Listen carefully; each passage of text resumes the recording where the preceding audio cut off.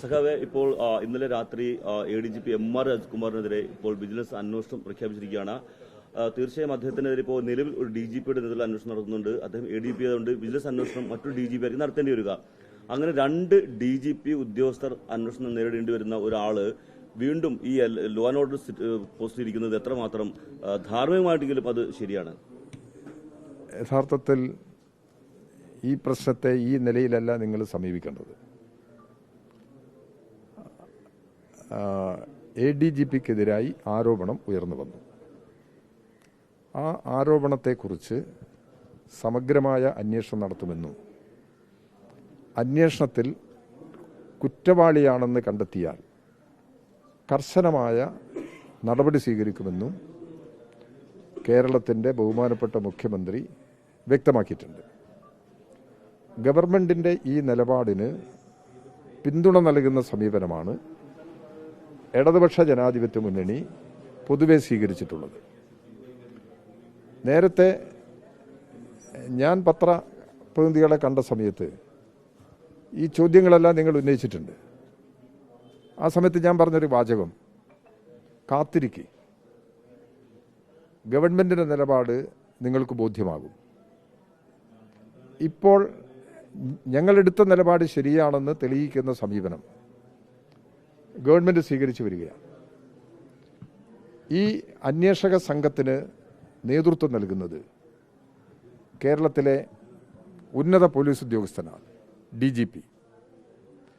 DGPയുടെ മുമ്പാകെ ഉയർന്നു വന്ന ആരോപണത്തിൽ സാമ്പത്തിക കുറ്റങ്ങളെക്കുറിച്ച് പരാമർശിക്കപ്പെട്ടിട്ടുണ്ട്. അത് സംബന്ധിച്ചുള്ള പരിശോധന നടത്താൻ DGPയുടെ നിർദ്ദേശത്തിൻ്റെ അടിസ്ഥാനത്തിലാണ്, DGPയുടെ ശുപാർശയുടെ അടിസ്ഥാനത്തിലാണ് ഇപ്പോൾ ഗവൺമെൻറ് ADGPയുടെ പേരിൽ വിജിലൻസ് അന്വേഷണത്തിന് ഉത്തരവിട്ടത്. ഇത് വളരെ കൃത്യമാണ്. നിങ്ങളിതിൽ മനസ്സിലാക്കേണ്ട ഒരു കാര്യം, മുഖ്യമന്ത്രിയുടെ ഓഫീസിൽ ഈ ഫയൽ വന്നപ്പോൾ ഒരു കാരണവശാലും അത് വെച്ച് താമസിപ്പിക്കുക എന്നുള്ള നിലപാട് സ്വീകരിച്ചിട്ടില്ല. ഉടനെ ഏതാനും മിനിറ്റുകൾക്കകത്ത് അല്ലെങ്കിൽ മണിക്കൂറുകൾക്കകത്ത് തീരുമാനമെടുത്ത് നടപ്പിലാക്കുകയാണ് ചെയ്തിട്ടുള്ളത്.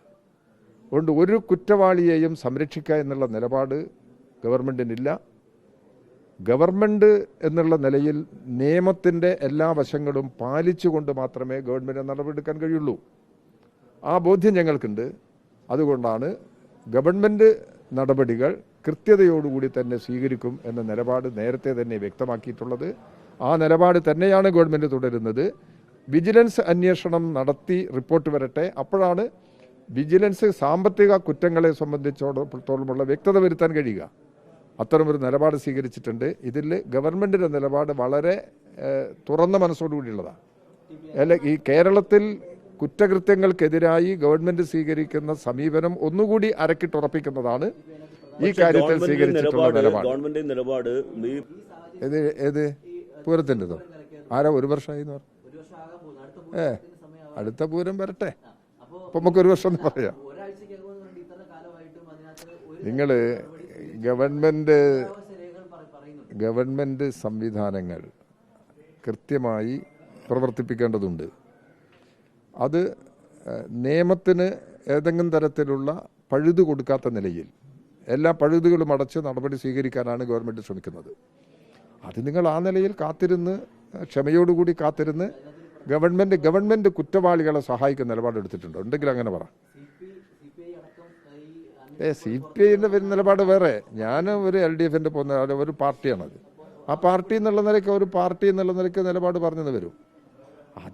അതാണ് തീരുമാനം എന്നുള്ള നിലയിൽ നിങ്ങൾ കാണരുത്. ഞാൻ പറഞ്ഞല്ലോ, ഇടതുപക്ഷ ജനാധിപത്യ മുന്നണി എല്ലാവരുടെ അഭിപ്രായങ്ങൾ മാനിച്ചുകൊണ്ടുള്ള ഒരു സമീപനം തന്നെയാണ് എടുക്കുന്നത്. അതുകൊണ്ട് അതിലൊന്നും വേറെ പ്രശ്നങ്ങളില്ല. ഇടതുപക്ഷ ജനാധിപത്യ മുന്നണി അല്ലല്ലോ നടപടി എടുക്കേണ്ടത്.